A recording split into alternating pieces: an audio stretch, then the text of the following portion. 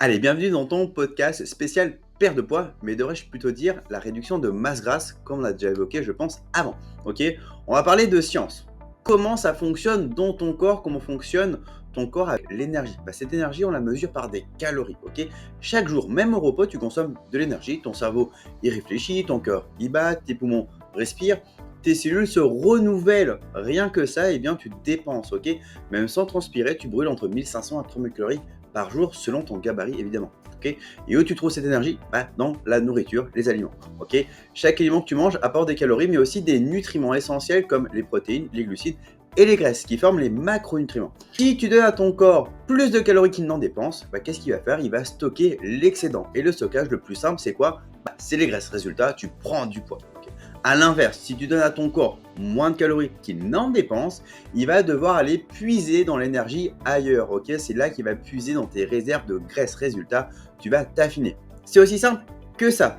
Plus de calories de ce que tu vas consommer, tu prends du poids. Par contre, si tu consommes moins de calories que tu n'en dépenses, eh bien, tu perds. Ok. Mais attention, un déficit trop important va faire des choses néfastes, d'accord? Tu vas arrêter de brûler et surtout, il va dégrader ton muscle pour trouver de l'énergie. Et ça, c'est très dangereux. Tu vas perdre de la force, tu ralentis ton métabolisme et tu fragilises ton corps. Ok. C'est pour ça qu'il est essentiel de perdre du poids de manière intelligente et durable.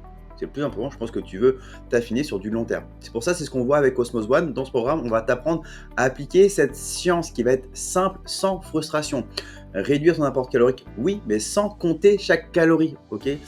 Mettre en place une structure alimentaire qui s'adapte à ton quotidien, ta vie de famille. Comprendre comment l'entraînement favorise aussi la perte de masse graisseuse.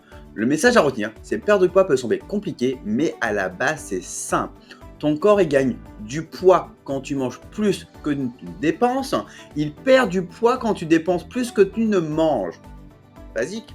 La clé, c'est de trouver une harmonie, une stratégie qui respecte ce principe, tout en restant réaliste, dans le côté plaisant et adapté à ta vie. Alors garde ça en tête, la science de la perte de poids, elle est simple. C'est simple, super simple. Mais la bonne méthode, tu peux enfin la transformer à ton corps et ton énergie sans sacrifier ton plaisir ni ton équilibre du quotidien.